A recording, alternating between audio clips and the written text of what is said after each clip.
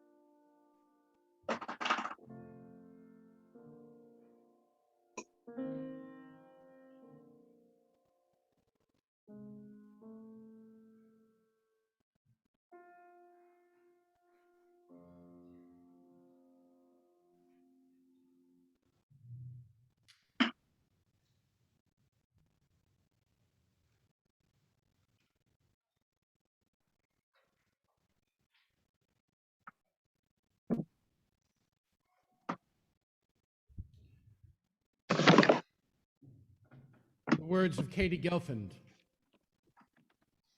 We light our chalice as a symbol of gratitude as we celebrate the abundance of our lives together.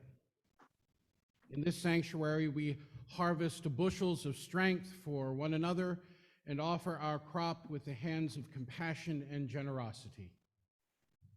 In the authentic and gentle manner of our connections, we cultivate a simple sweetness to brighten our spirits. May we be grateful for the ways we nourish and uplift each other, for it is the sharing of this hallowed time together that sustains us. Amen.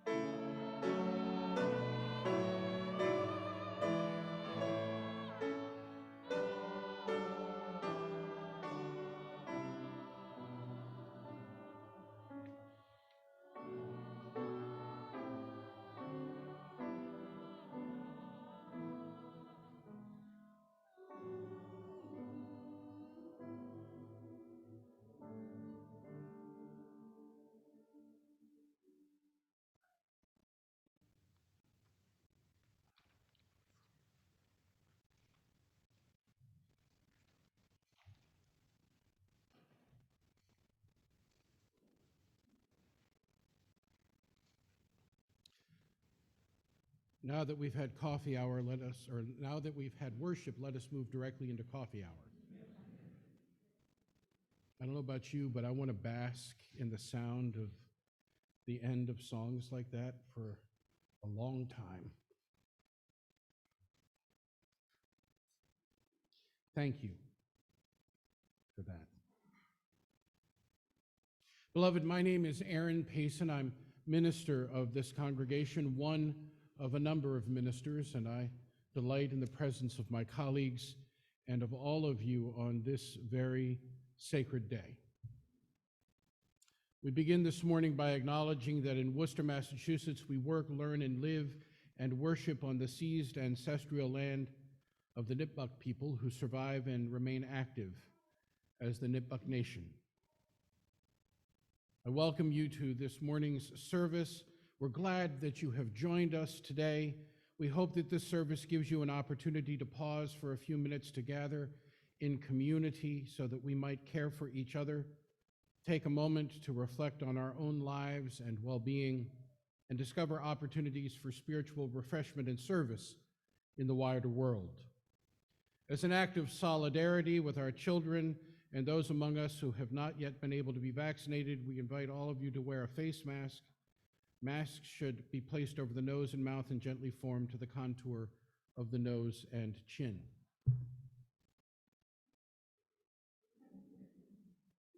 If you do not have a face mask, please speak to an usher who will provide one for you. Large print hymnals and orders of service are located in the foyer, as well as hearing devices and pew cushions. You know who you are who need pew cushions. If you do not have any of these, or you would find any of these very helpful, please see one of the greeters who would be glad to help locate any of these items. For those of you joining us online this morning for safety purposes and so that we might come to know you better, as you are able, please list your name on your video feed. Please note that this service is being live streamed on Zoom and Facebook, as well as being recorded for future availability on the church YouTube channel and our website worship archive. Closed captioning is available for those who are on Facebook. We extend a very special welcome to newcomers this morning and invite you to fill out one of the cards found in your pews. You're welcome to drop that card in the offering plate or to leave it with one of our ushers or greeters at the end of the service.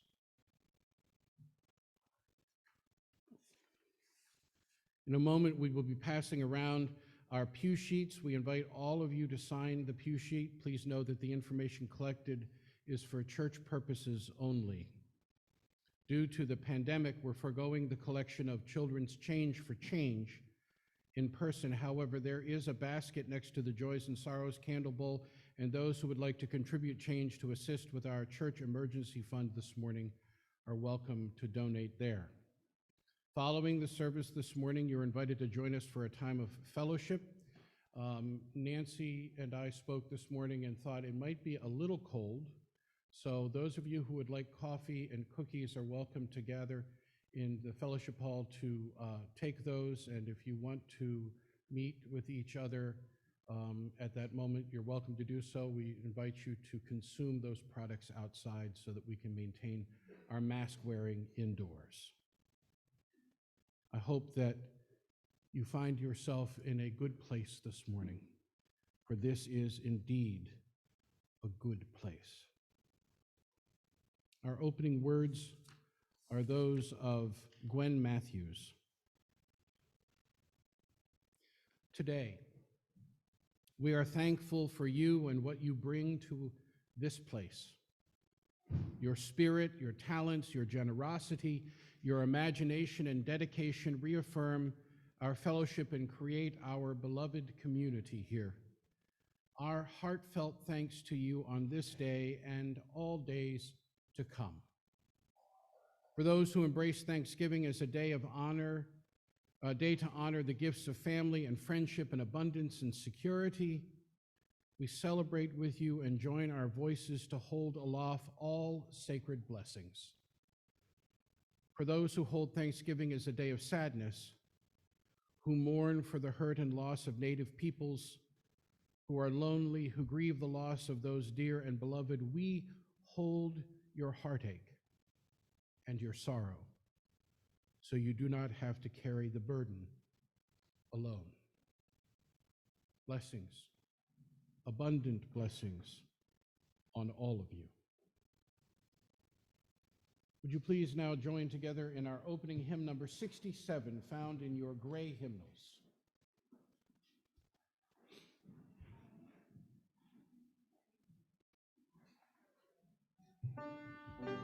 Please rise in body or in spirit. We sing now together our song.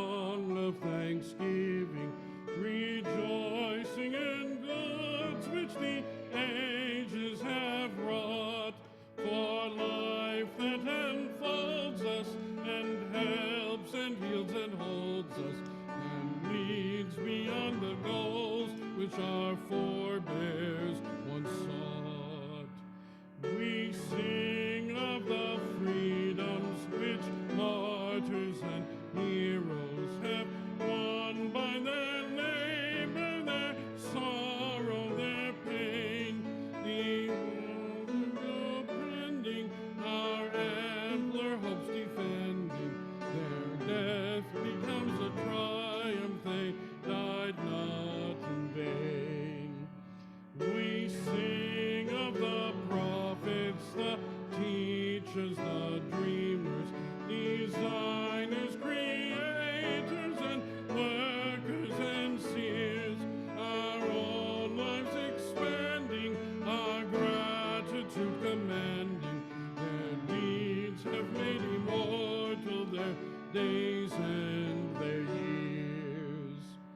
We sing of community now in the making, to every far continent, region, and land, with those of all races, all times and names and places. We pledge ourselves in covenant firmly to stand. Please be seated.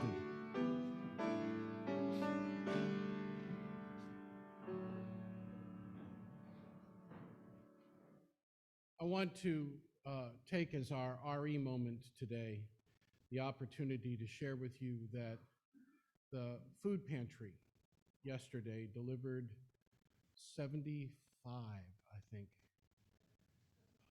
75 loads of food to families in our region. When I say loads, I mean bags and bags. And that particular event begins with our religious exploration program, who comes to the congregation on the Sunday before that distribution and offers an opportunity for us to contribute to that effort. And it is largely because of that continuing consciousness that is brought to us by our children that we enter into this season where we gift as much as we possibly can to those in our communities who so often live on the margin. And yesterday was an incredible experience, and to be honest, quite overwhelming for the people who volunteered in this effort, who by the end of the morning were saying to themselves, what on earth is going on?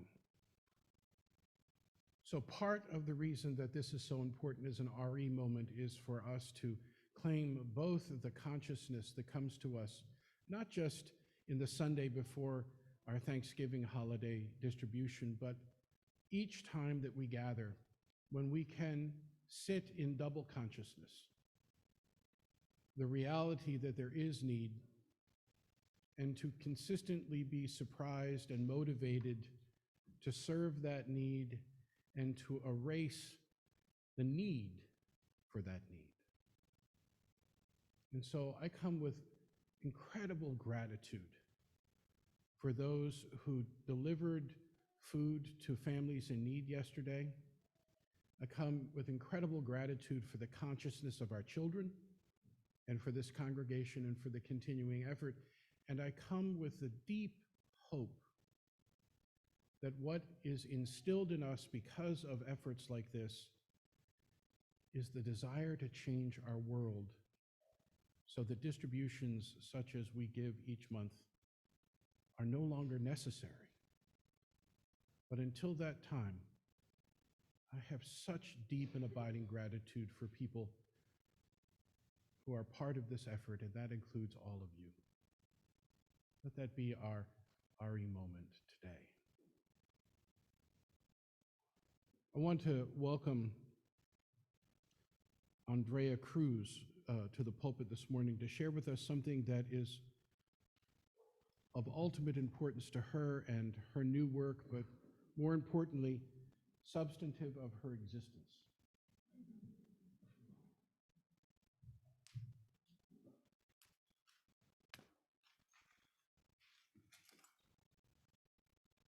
Good morning, everyone. My name is Andrea. So I'm here to talk to you about adoption. So first, what is adoption? The dictionary says it is the legal act of taking another's child and bringing them up as your own, in your home as your family. I have been working for Children's Friend for 2 years. Children's Friend was one of the first adoption agencies in this area, the first, since 1849. Their mission is to improve the lives of children and those who love them by creating, supporting, and strengthening families.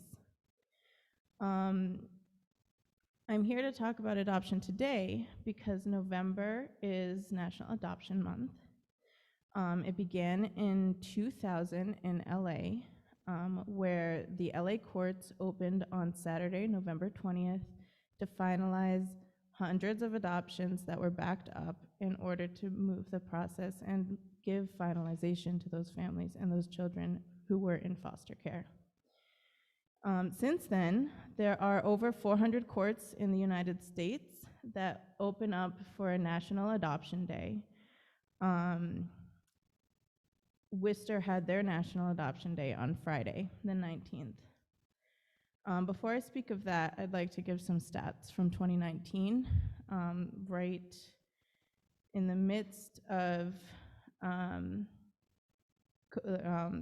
right before everything got closed. In 2019 in Massachusetts, 73,000 children became involved with the department in any way. That's investigation, that's receiving services, and including going into foster care. 10,000 of those 73,000 went into foster care that year. That's typically due to abuse or neglect. 14% of those children aged out of the system. That means they turned 18 years old and no longer received services as minors under the Department of Children and Families. Last Friday, we had 140 children in Massachusetts adopted, which is wonderful. Unfortunately, that number has been going down. There is a housing crisis for adoptive families in Massachusetts and nationwide. It's difficult for families to step forward, especially after all of what everyone's faced during COVID, to accept more people into their lives and be able to care for more people. So I'm here because one of the most effective ways to find families is word of mouth. I was adopted, not through Children's Friend, but I had a wonderful experience with it, and I'm more than happy to speak with anyone about that. I do know that we have families here who have adopted as well, but we are trying to spread the word. It is a crisis, not just in adoption, but also in foster care. More children are coming into foster care, and there are less homes that are willing or able to accept them. So, what is adoption to us?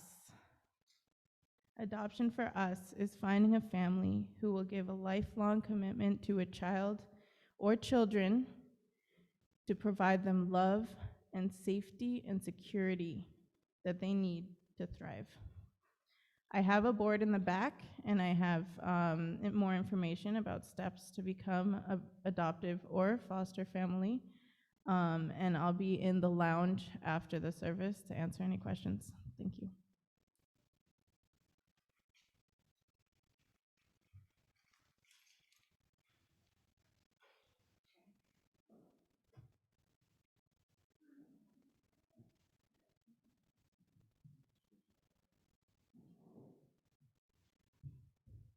Hello.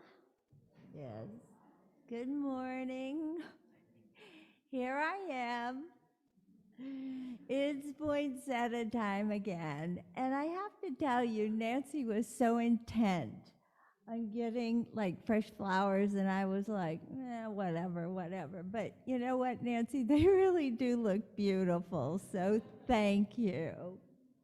So this year, yes, right again, we'll be doing the poinsettias. Nancy and I will be back at the table. This year, we're gonna like just set a price at $25 because supply chain or whatever, we really haven't gotten decent quotes, so to speak.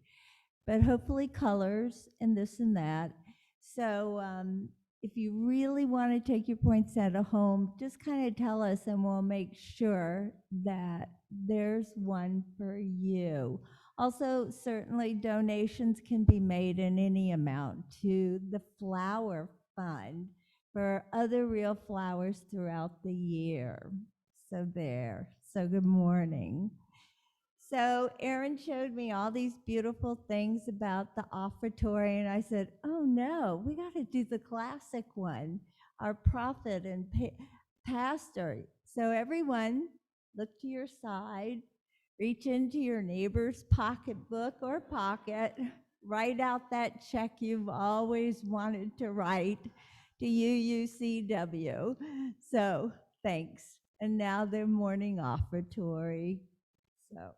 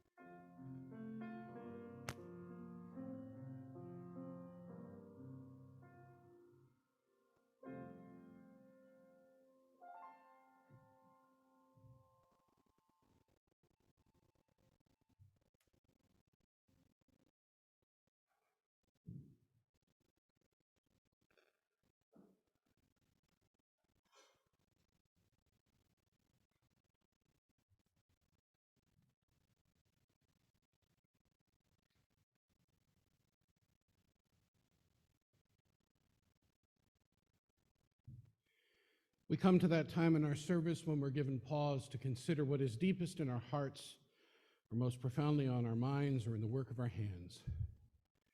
In the days that have transpired, or in the prospect of days to come, joys and sorrows that touch us deeply and are given another measure of meaning because of our capacity to share them in the midst of a company that claims us as a co-journeyer.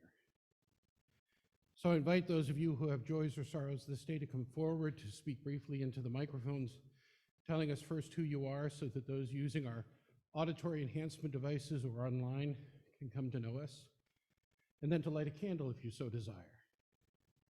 Are there joys or sorrows to be shared this day?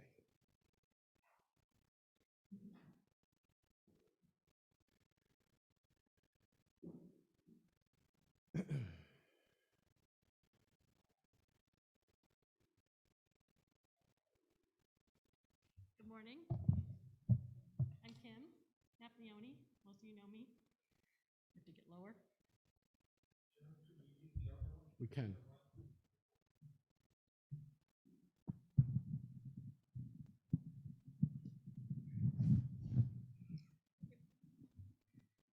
some joys to share. My mom is home. She's recovering, she's tired, but she'll do better when she's home. My son will be coming home for Thanksgiving break from college. I've missed him so much. 6 days home. I haven't seen him more than a day here and there since he started. He's a freshman in college. Luckily, he's in Boston, so he's still local. And I'm starting a full-time job on Monday with the Worcester Public Schools. So since Joys and Prayers work so well for my mom, please send joys and prayers and blessings for my husband's side of the family, as they are also dealing with a lot of health problems. My husband was nice enough to not share all the health problems with me because I was dealing with my own side of the family crisis. But now we need prayers for the other side, so keep them coming. Thank you so much.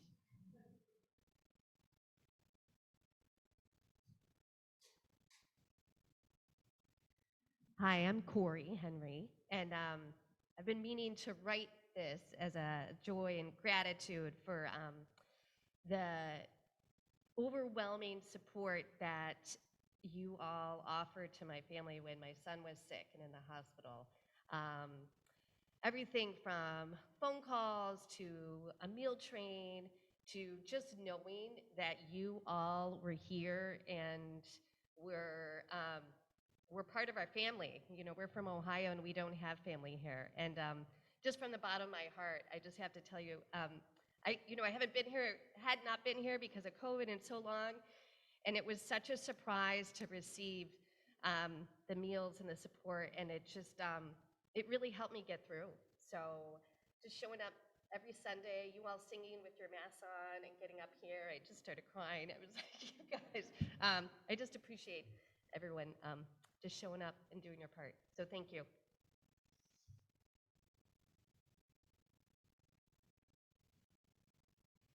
Hi, my name's Maura Rouse, and I am a member of the Master Singers of Worcester, and I have been for 30-something years, because I really like to sing. I kind of can't give up singing.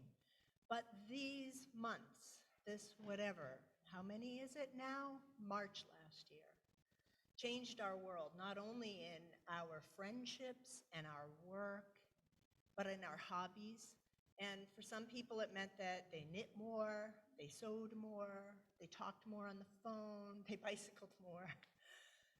I am so overjoyed to be singing a concert this afternoon. I'm not here to boost the concert, but yesterday in rehearsal, I stood with people again.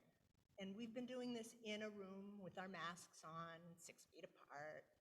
And to stand there yesterday and sing with our hearts full together, and to look forward this afternoon to singing to people sitting in pews like this, it just filled me up.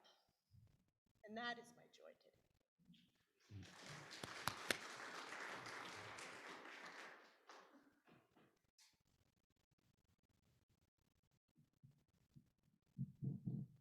I'm Maggie Day.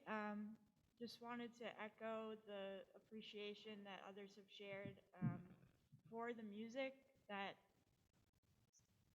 pours out of people in this space every week. It's gorgeous.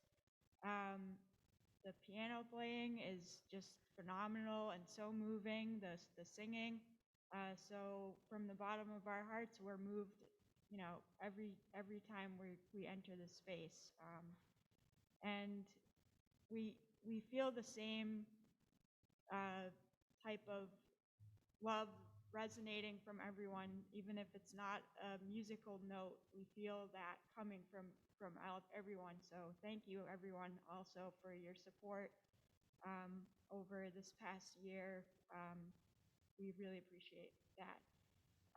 So my joy is, or my husband and I's joy is name tags. Thank you for whoever made our name tags. And also wanted to say that the hearing about the adoption initiative is really heartwarming. Also, related to that, people who are interested may want to check out this really informative moving documentary called Dawn Light, I think it's called, a PBS documentary that I just saw last night. And it talks about the efforts going on in Maine.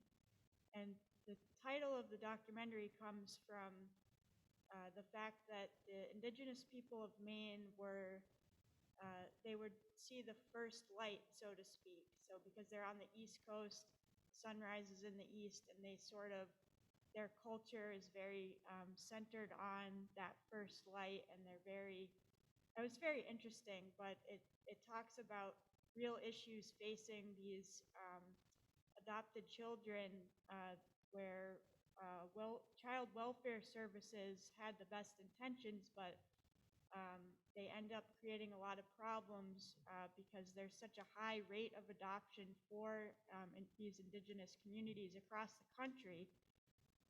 And having the assimilation has sort of wreaked havoc, and they're now starting to do some serious healing and reconciliation types of discussions and these communal circles with these groups to try to bridge that gap of, how do we better go about, helping people with such a cultural,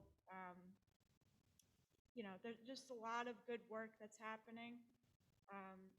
But there's still a lot more to be done across the country, but they've made some policy changes that are a step in the right direction nationally. So anyway, I encourage those interested to check out. It's called Dawn Light. Thanks. Thank you. Thank you so much.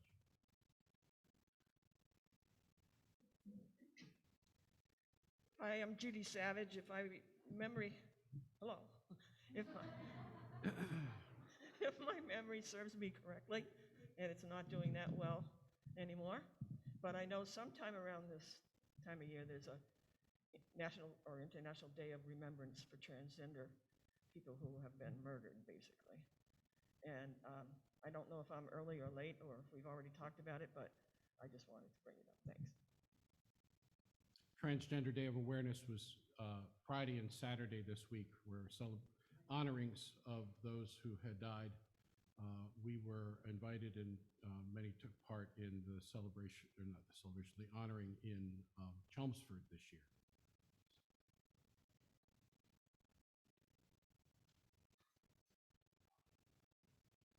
Good morning, everyone. I'm Evan Wilson. I wanted to share a joy, I think just from last Sunday. So it's amazing how much can go on in a week. But last Sunday, about 20 or 30 UCW friends and members joined us for the 8th Principal Summit. We came together thinking about how we can really focus on bringing forth actions and commitments to advance anti-racism, anti-oppression work. So it was really wonderful to be with folks, appreciating people taking their time out of the day, and yeah, just powerful to think about, doing a long journey with taking little steps. So appreciated folks coming together. Side with Love is hosting a rethinking or maybe unlearning Thanksgiving conversation this Tuesday at 6:30. So any folks interested in joining, reach out with Side with Love or chat with me after.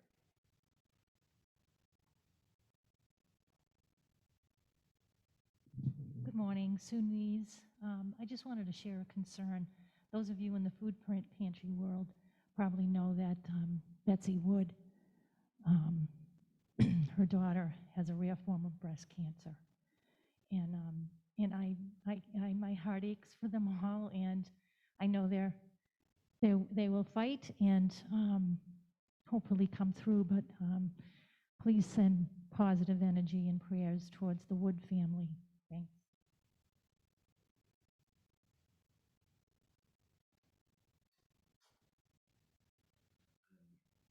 Good morning, everyone. My name is Ryan Wallace. This is actually my first time visiting here, and it has actually been just about a month since I moved here to Worcester. I am working as a research technician at UMass Med School, so it's been quite an interesting job that I've gotten to do so far. I'm originally from upstate central New York, so I'm from the Rome, Utica area in New York State, and I'll be going back for Thanksgiving because my mom kind of misses me and she wants me to come back and visit her for this week. So, but I've been exploring the city, just seeing what it's got, just different places, slowly getting there when I have time outside of work. So it's been really nice just getting to see what the city has got, see what the surrounding towns are like. And it's just been really, really good since I got to make the move, which was probably one of the one of the few challenging things that I have done, but everything's gone very smoothly so far in this first month. So looking forward to seeing how the rest of things go.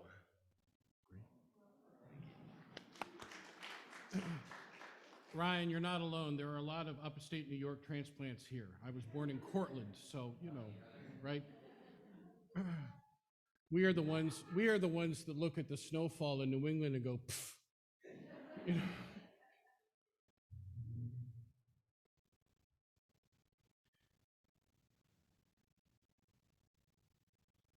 Morning. My name is Marilyn Martin, and I'm here to talk about the food pantry yesterday. I know Aaron told you there were 75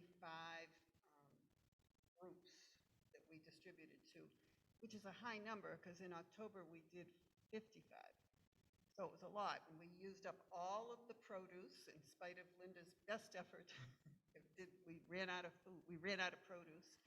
But I wanted to talk about, so the way we do the food pantry now, people don't come in, they stay in their cars. It's curbside pickup, which means that some of us don't interact with the clients. So we're inside.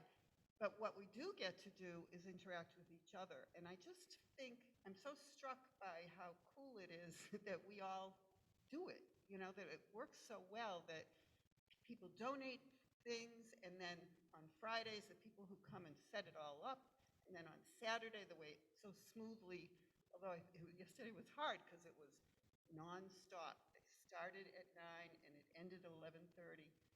With the last car at 11:30 not getting any produce, which was, but it, you know, we cut it close. We did okay. It was only, but it wasn't, you know, that was too bad. We've never had that happen before. But being a part of that was just something. It's an amazing feeling to do that and to know that we're making a difference. So thank you, everybody.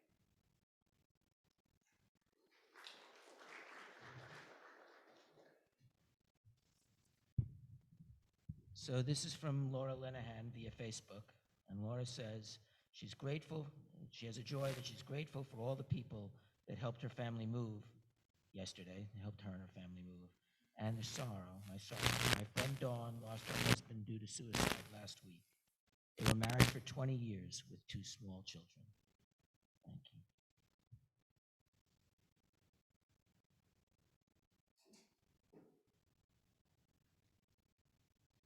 Hi, my name's Paul, and with knowledge of technology, I can see myself talking. And inside the camera, that's 10 pounds. That's more than 10 pounds. I'm celebrating a joy that I turned 71 on Thursday. So, and what I decided to do is I'm going to start dipping into my 401k IRA, you know what I mean. And start enjoying it because I've saved up so much money, and now I'm freeing up time and I want to do things and go places. And that's about it. And thanks. And also thank you because all you people have been very supportive of me, even though I've been kind of a curmudgeon-y person at times. Yeah. Thank you.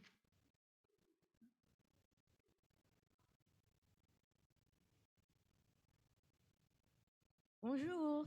Bonjour. It's shoebox time. For those who are new here, and for the others, I'll repeat in case you haven't seen the reminder on the web. We have 3 drop-off dates for the shoeboxes filled with goodies. Anyway, I'll explain that in a short second. And the shoeboxes are kind of like this. But if you don't have a shoebox, this will do. We just don't want large boxes for some kids where other kids are not getting very much. So that's why we keep it to a shoebox size. Anyway, what you do is, this is for the ACE children, African Community Education kids, who are refugees and immigrants in Worcester.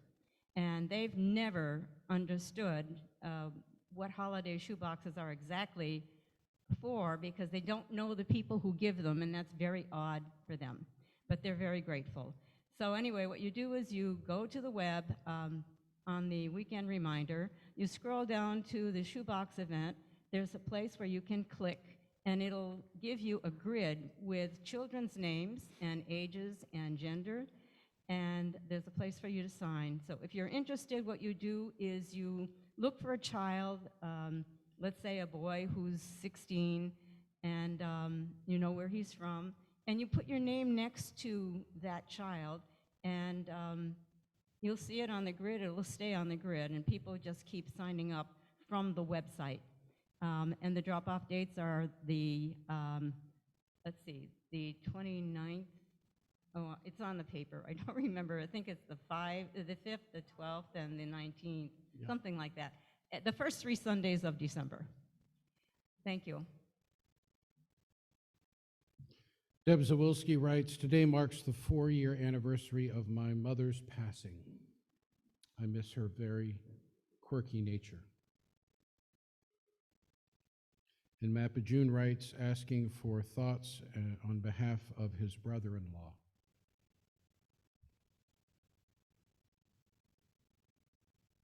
And I want to thank you all who reached out this week at the hearing that the Paysons lost their 16-year-old cat, Macy, who was the grand cat of the house, shall we say. She ruled the roost and everyone in it, and we miss her terribly as well. Let us be in the spirit of prayer and meditation. Spirit of life, we come today with thanksgiving in our hearts, returning to this time of the year and remembering the source from which we come and all that sustains us. For friends and family, for co-workers, we would pause today and remember them deep into the heart of our lives. And in those moments when we feel fragile and afraid, we would reach out to connect to that which is larger than us, source of strength,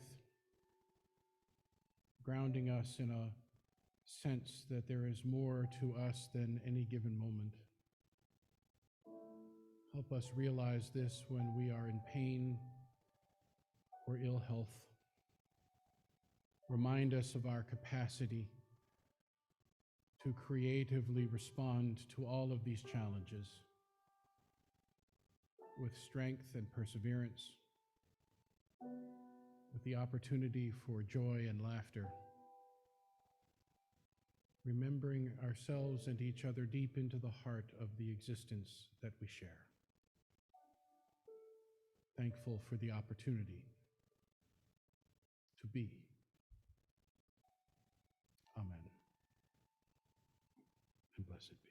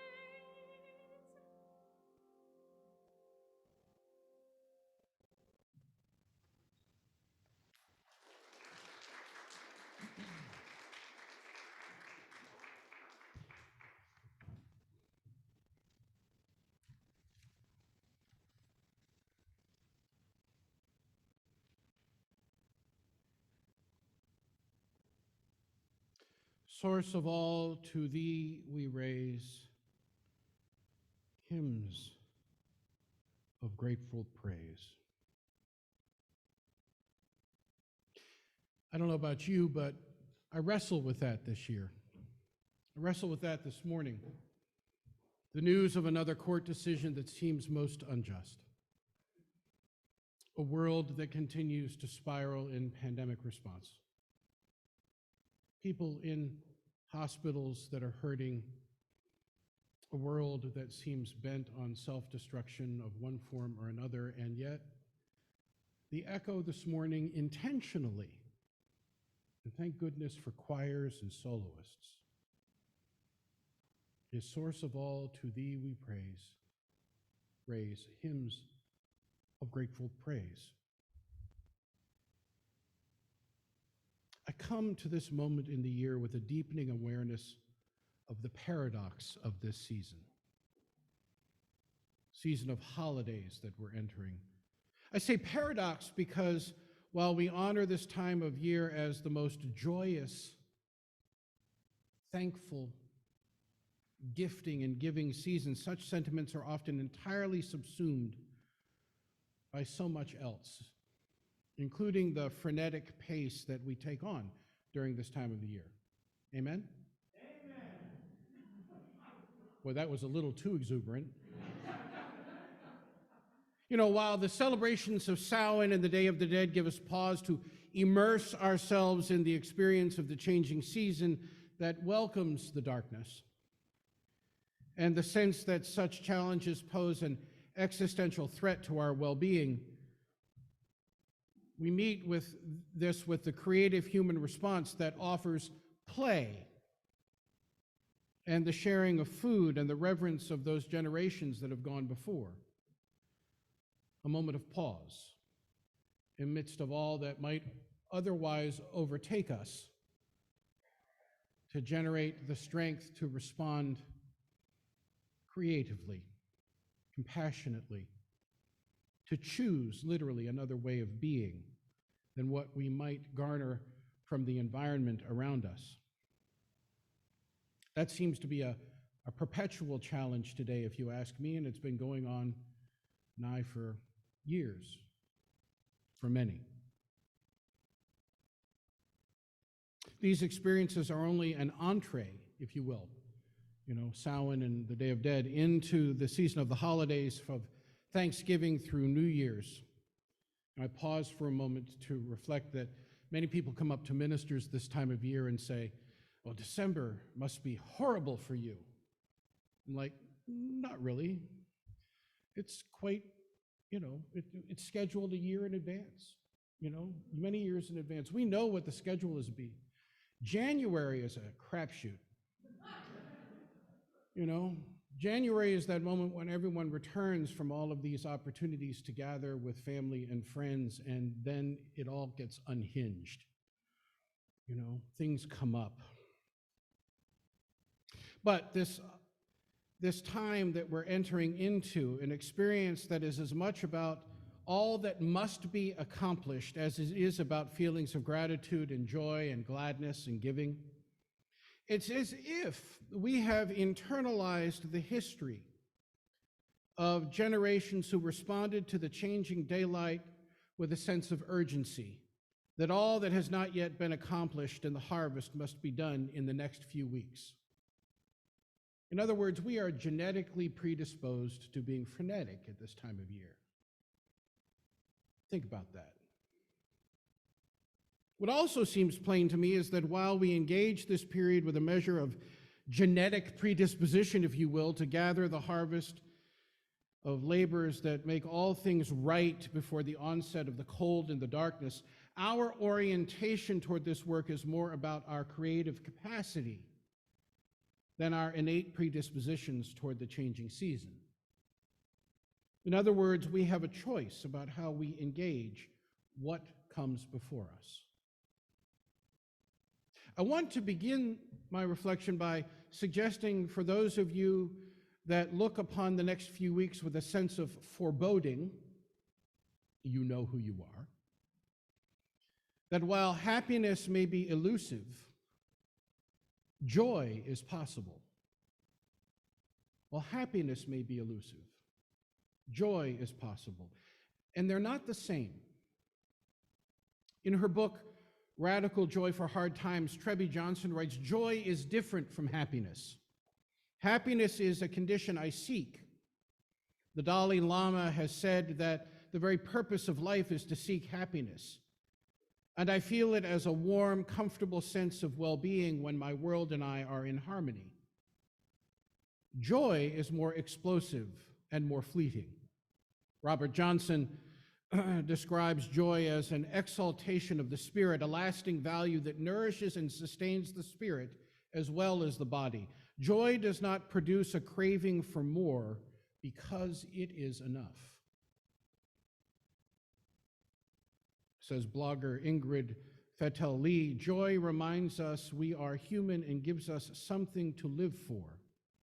She points out that on Abraham Maslow's famous hierarchy of needs, joy is stationed at the very top of the pyramid, seemingly a state that can only be attained after one's basic needs like food and shelter have been met. But think about this. In India, where poverty is a miasma that hangs over millions, many festivals are occasions for joy. The festival of Holi, which occurs around the time of the spring equinox, has its roots in the myth of Krishna, whose beloved Radha paints her face out of love for him, since his skin was turned blue when, as an infant, a demon poisoned his nurse's breast milk. Merging the themes of love and color, Holi is an occasion for people of all ages and religions, friends as well as strangers, to dust one another with colored powder and tinted water. People go visiting to share snacks and dousings and musician troops in the streets. It's a time to retint. I love this. It's a time to retint the body, but the attitude as well. To splash forgiveness over old injuries and wash away resentments. She continues, surely as Charlotte Regina's exultant discovery of Florida trees asserting themselves after a devastating hurricane also makes clear, joy is just as likely, perhaps more likely, to land in times of hardship as in times of ease and comfort. For it is in such circumstances that we least expect and most need it. She notes joy has to do with the sudden, full-bodied epiphany that you are part of the murky, marvelous, ceaseless surge of life, and that life is going to keep surprising you. No matter how down in the dumps you are. In this flow of all things swept past, death, falling in love, losing your phone, holding a baby, hating your job, immersing yourself in a book, getting a dreaded medical diagnosis, diving into a cool pool on a hot day, there is nothing wrong then with opening up fully to that joy when it grabs you. For you have not chosen it. You have simply passed under its stream and found yourself momentarily rained upon. Saying yes to joy, accepting it with as full a measure of consciousness as you have accepted grief, does not mean that you are ignoring the reality of calamity. It simply means that you surrender to the full range of life. Let me say that again. Accepting joy as a full measure of consciousness as you have accepted grief does not mean that you are ignoring the reality of calamity. It simply means that you surrender to the full range of life. I think this admonition is important. Accepting the full range of human experience does not dismiss the reality of hardship. It is the creative human capacity to garner strength in order to face such experiences. Now, a far less critical example of this week, 2 days after we lost our beloved cat and we're mourning, my wife and I woke up in the morning to find that our dog was chewing a piece of rubber on the floor in front of our bedroom. I came to discover that it was the touchpad of our television remote, which I then found in small pieces all over the couch. My initial, what the hell moment turned into amazement as I pondered how much effort it must have taken for the dog to chew that remote into such small fragments in a way that we did not hear.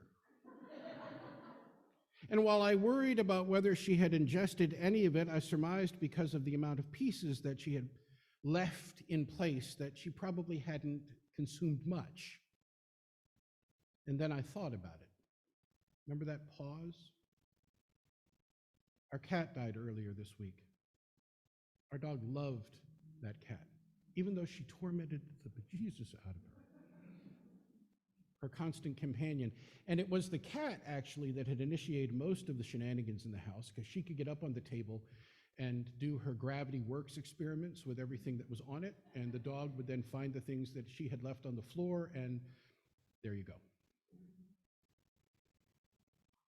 So without that kind of companionship, the dog looked at the remote, and to be honest, it really did look like a very large bone. And she had been masterful in her mastication. And I smiled and I hugged her. And we ordered a new remote. Such moments remind me of the story of the Zen-Like Housewife from Bill Hoff's book, Infinity in Our Hands. He writes, I recall an anecdote about a Zen-like housewife whose freshly laundered clothing stretched on the grass had been muddied by a tribe of passing dogs. Land sakes, exclaimed the incredibly good-natured woman as she surveyed the damage. They didn't miss a one. The 8th century Buddhist master Shanti Devi put it this way: if something can be done about the situation, what need is there for dejection? And if nothing can be done about it, what use is there for being dejected? Here, I think, is the foundation of living a life that welcomes the possibility of joy, even in the most painful circumstances. It is the art of right attention, which is so much a part of our Buddhist practice. I'm mindful here of the Book of Joy, which chronicles a conversation between Archbishop Desmond Tutu of South Africa and His Holiness the Dalai Lama, in which you find the following. The author writes, is joy a feeling that comes and surprises us, or is it a more dependable way of being, I asked. For the two of you, joy seems to be something much more enduring. Your spiritual practice hasn't made you somber and serious. It made you more joyful. So how can people cultivate that sense of joy as a way of being and not just a temporary feeling? The Archbishop and the Dalai Lama looked at each other, and the Archbishop gestured to the Dalai Lama. The Dalai Lama squeezed the Archbishop's hand and began. Yes, it's true, says the Dalai Lama. Joy is something different from happiness. When I use the word happiness, in a sense, I mean satisfaction. Sometimes we have a painful experience, but that experience, as you said, with birth, can bring great satisfaction and joyfulness. Let me ask you, said the Archbishop as he jumped in, you've been in exile 50 what years? 56? 56 years from a country that you love more than anything else. Why are you not morose? Morose, the Dalai Lama asked, not understanding the word, and his translator hurried to try to translate it when the Archbishop clarified, sad, I mean. The Dalai Lama took the Archbishop's hand in his as if comforting him while reviewing those painful events. The Dalai Lama's storied discovery of the reunification of the Dalai Lama meant that by the age of 2, he was swept away from his rural home in Ambo province of eastern Tibet to the 1,000-room Potala Palace in the capital city of Lhasa, where he was raised in opulent isolation as the future spiritual and political leader of Tibet, and as a godlike incarnation of the Bodhisattva of compassion. After the Chinese invasion of Tibet in 1950, the Dalai Lama was thrust into politics. At the age of 15, he found himself the ruler of 6 million people and facing an all-out and desperately unequal war. For 9 years, he tried to negotiate with Communist China for his people's welfare and sought political solutions as the country came to be annexed. And in 1959, during an uprising that risked resulting in a massacre, the Dalai Lama decided with a heavy heart to go into exile. The odds of successfully escaping to India were frighteningly small, but to avoid a confrontation and a bloodbath, he left in the middle of the night dressed as a palace guard. He had to take off his recognizable glasses, and his blurred vision must have heightened his sense of fear and uncertainty as the escape party snuck by garrisons of the People's Liberation Army. They endured sandstorms and snowstorms as they summited 19,000-foot mountain peaks during their 3-week escape. Says the Dalai Lama, one of my practices comes from the ancient Indian teacher. The Dalai says he taught that when you experience some tragic situation, think about it.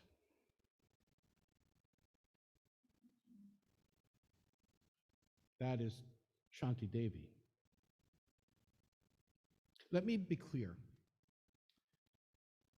that acceptance of the way things are and surrendering to the full range of human experience, including joy, does not mean giving up on difficult circumstances. It means opening oneself to what is possible given such circumstances and finding within what can be most difficult, that which is most necessary for our continued growth and happiness. I hear the words of the Dalai Lama again. Then another thing the Dalai Lama continued, there are different aspects to any event. For example, we lost our country and became refugees, but the same experience gave us new opportunities to see more things. For me personally, I had more opportunities to meet with different people, different spiritual practitioners like you, and also scientists. This new opportunity arrived because I became a refugee. If I had remained in Patala in Lhasa, I would have stayed in what has often been described as a golden cage. The Lama, holy Dalai Lama, he was now sitting up stiffly as he once had when he was in the cloistered spiritual head of the Forbidden Kingdom. He continues, so personally, I prefer the last 5 decades of refugee life. It's more useful, more opportunity to learn, to experience life. Therefore, if you look from one angle, you feel, oh, how bad, how sad. But if you look from another angle at the same tragedy, that same event, you see that it gives me new opportunities, so it's wonderful. That's the main reason why I'm not sad and morose. There's a Tibetan saying, he says, wherever you have friends, that is your country. And wherever you receive love, that is your home. Wherever you have friends, that is your country. Wherever you receive love, that is your home. In the coming weeks, nay, in the coming months and years, it would be well for all of us to remember this. Wherever you have friends, that is your country, and wherever you receive love, that is your home. So this, my friends, is my challenge to you for the coming holiday season. When you become conscious of the frenetic pace of life, if despair in the world descends upon you, if the world seems too hard to bear, pause for a moment and consider with gratitude all that you have been gifted and what is possible because of your own capacity to accept the full reign of human experience, and especially joy when it rains down upon you. And in those quiet moments when your world seems to be a field of muddy laundry, have the presence of mind to wonder and delight. They didn't miss a one, and neither should you.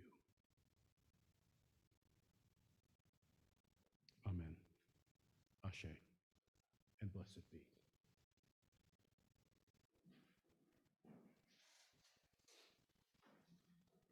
Would you please join together in our litany found in the back of your order of service?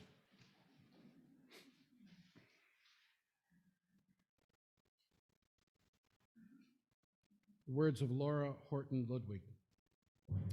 The wheel of the year has turned again. How shall we sing our song with gratitude now? For this moment,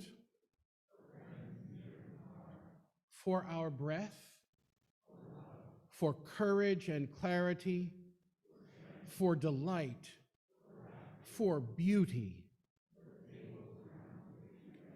for the food we enjoy with friends, for the sun and the moon and the stars in the sky. And still stand proud, stretching themselves to the sky. And for the wisdom of elders, for the hard work that makes a difference, for generosity, for endurance, for hope.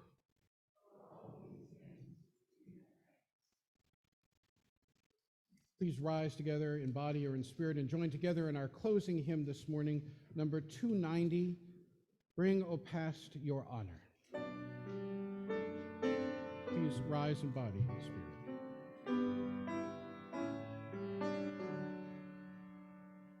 Bring, O past, your honor, bring, O time, your harvest, golden sheaves of hallowed lives and minds made truth, made free. Come, ye faithful spirits, builders of this temple, to holiness, to love and liberty. Bring in glad thanksgiving, bell of grief and gladness, forth to Brandon Prairie, let the festal greeting go.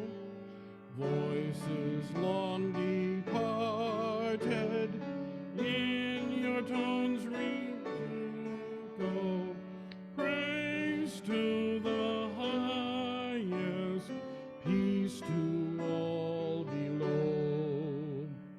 Shrine, frontier, courage, Zionite's vision, home and hearth of common quest for life's immortal good.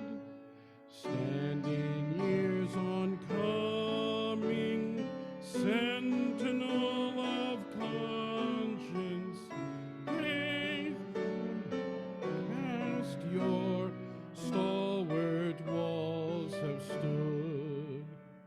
Church of pure reformers, pioneers undaunted, company of comrades sworn to keep the spirit free. Long o'er life's swift river, preach the eternal gospel, faith, hope, and love for all humanity.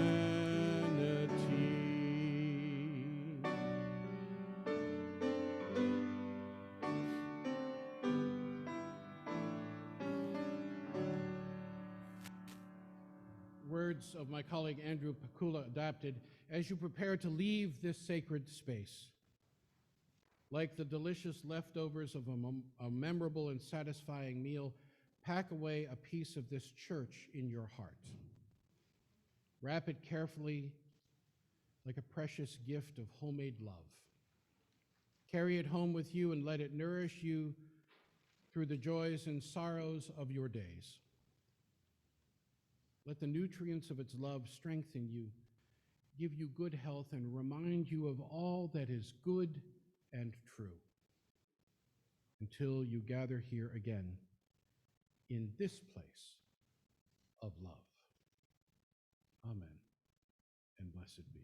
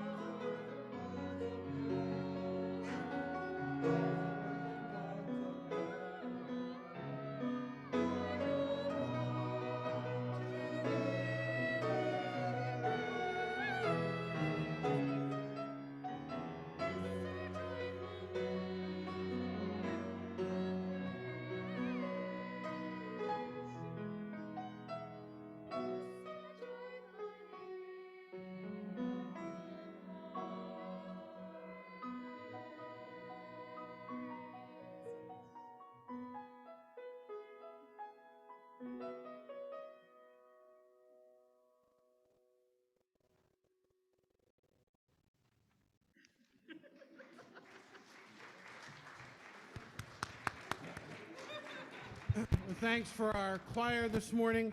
A reminder that members of the choir and Matt and I will be participating in the Greendale Ecumenical Thanksgiving service at 3 p.m. This afternoon at Zion Lutheran Church over on Whitmarsh Avenue in the Greendale area. You are all welcome to join us for that occasion as well.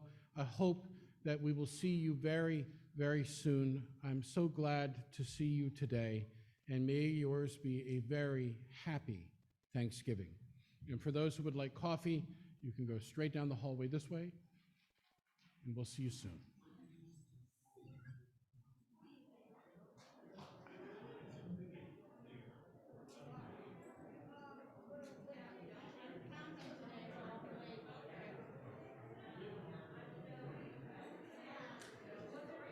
Welcome. Thank you for being here. So, my